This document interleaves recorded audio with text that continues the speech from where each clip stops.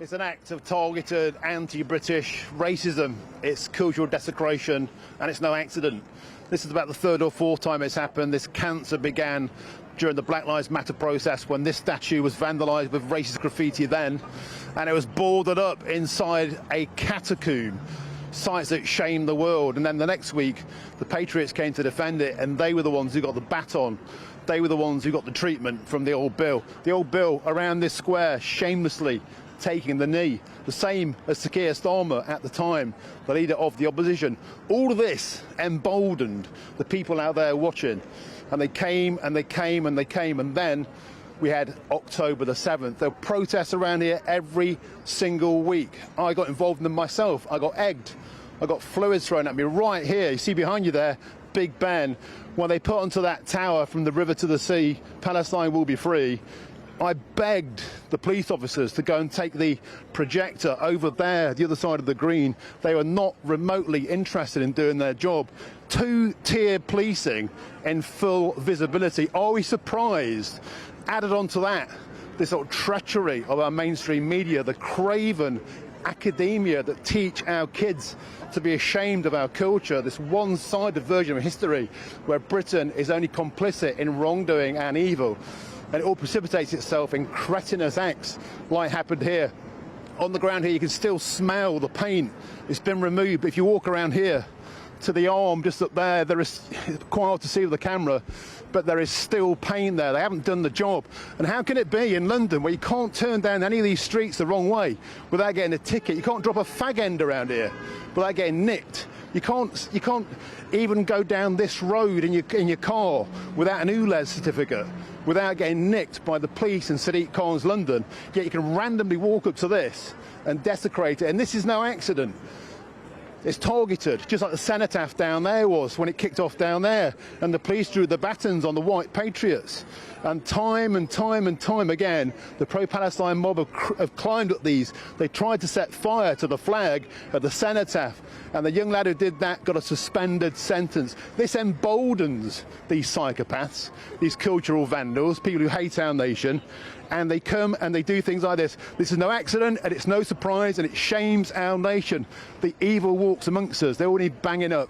There's nothing more important than keeping your money and your identity safe online. And with so many VPN options available, choosing the right one can be pretty daunting. But this video's sponsor, ExpressVPN, is making the choice easier for GB News viewers. ExpressVPN is offering up to 75% off, plus 4 extra months free. That's top-level security from just £2.49 a month, and you're covered by their 30-day money-back guarantee. So just click the link in this video's description or scan the QR code now. Remember, when you're online, you are often sharing personal data, so hackers can steal your information, your passwords, your photos, and your bank details in just seconds. But ExpressVPN encrypts your connection, making it virtually impossible for hackers to access your personal information. So why choose ExpressVPN? Well, it couldn't be easier to use. With just one click, you are protected. And ExpressVPN uses military-grade AES 256 encryption, which is the same standard trusted by the US government to guard their classified information. With their new tiered plans, you can protect up to 14 devices at once and manage passwords securely. Live chat support is available 24/7, and it typically connects you in under a minute with a real person.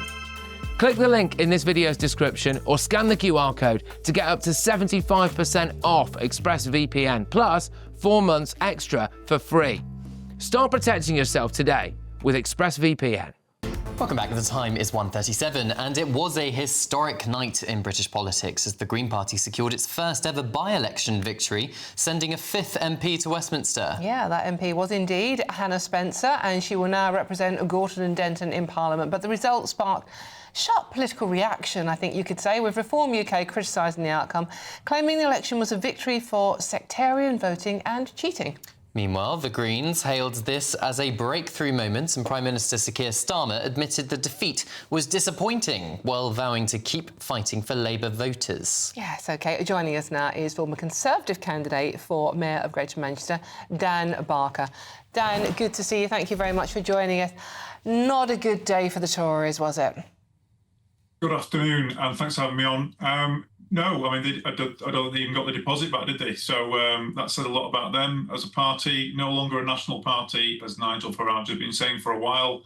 I think that speaks volumes about them. So where does the Conservative Party go from here? Because it was a monumental wipeout. We haven't really mentioned the Conservative Party until this point in the show, and we're an hour and a half in. I mean, it would have been unthinkable 5 years ago, wouldn't it? It would, and I think also the candidate they chose I thought was a bit odd, because Kemi talked about, you know, kind of making a change and showing a bit of a comeback, and then it chose a candidate that's kind of got links, you know, majored on LGBTQ issues and also had links to a charity on immigration. So you're thinking, well, how is that different? How is that not just playing into identity politics and all that other rubbish? So, well, yes. Kemi described the Tory candidate Charlotte Cadden as a former Deputy Chief Inspector, a mother, a woman who fought for single-sex spaces and dignity for women and girls. And she is the only sensible candidate in the race. Well, I must admit, I didn't see that readout. That's not what I saw in the press about her at all. So, yeah, I didn't hear that. OK, Dan, you were sort of like candidate for Mayor of Greater Manchester. Yes. Lots of accusations about sectarian voting, about appealing to the Muslim vote. This is not about potholes or how long you wait for a doctor in Manchester.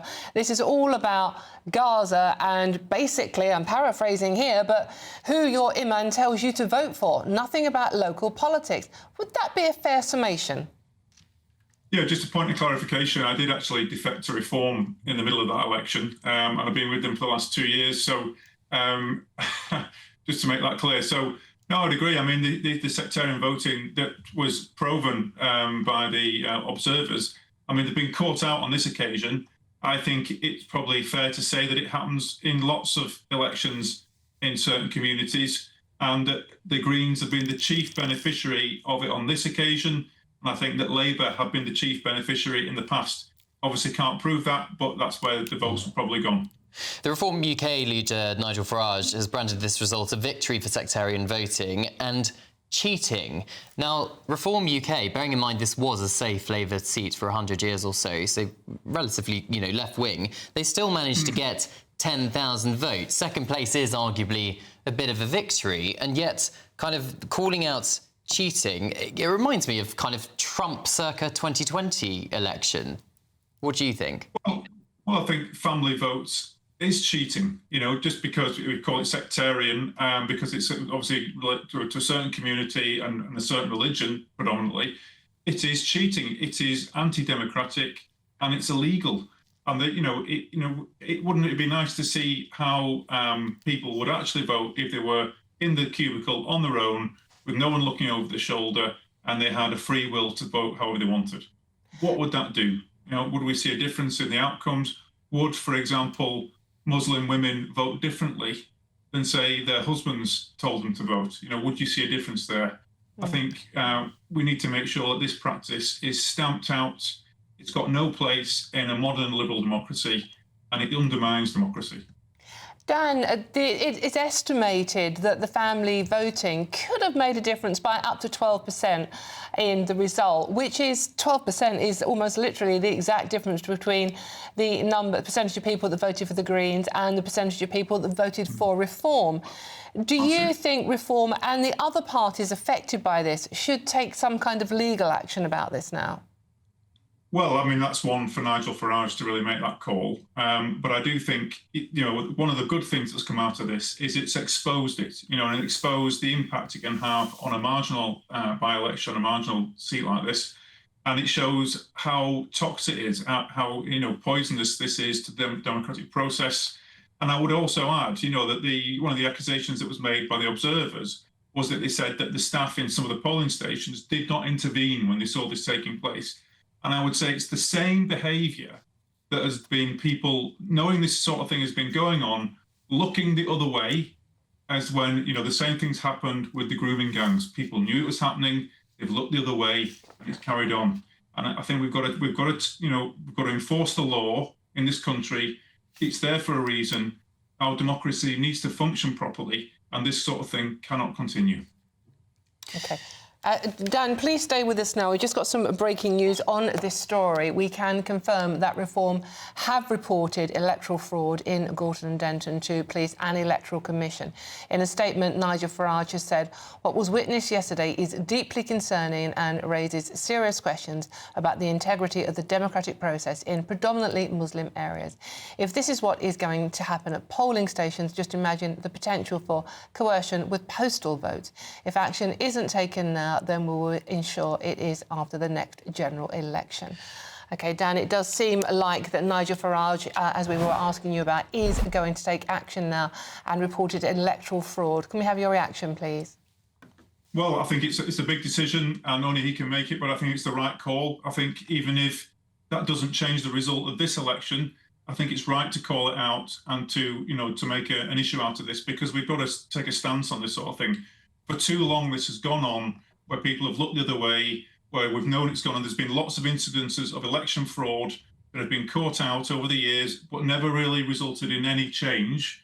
And I think, in Manchester City Council, who ran this election, it doesn't surprise me that you've got a culture in there, possibly, of people saying, yes, we know this is going on, but we don't want to upset the apple cart. We don't want a big fuss. We don't want to be accused of racism because it's only certain communities that are doing this.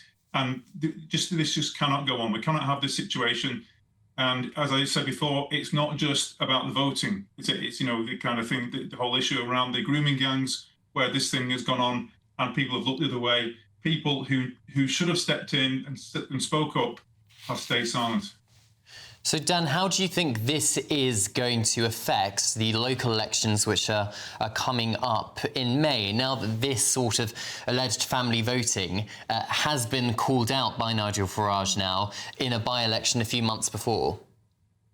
Well, I think it would be a good thing. Certainly in Greater Manchester, I think you would see much more, hopefully, discipline and rigour in the sort of voting process and the polling stations, particularly in those areas where it's likely to take place. There'd hopefully be more observers in there, and there would be a kind of message would go out is we're on to you, and this is not going to carry on. We're going to stamp this out. And then, of course, hopefully a legal process that will follow in parallel, and there should be consequences for people, whoever that will be, wherever that goes. Yeah. Dan, just quickly, one final question. My father-in-law is from Manchester. How do you feel this makes the city of Manchester look to everybody looking in at this? Well, it makes us look like, if I can be blunt about this, like a third world country, where voting is not done properly, where the rules aren't followed, where you can corrupt the process with impunity. And on a major election like this, where you've had such a seismic shift in, from Labour to the Greens, it nearly could have been us, maybe not.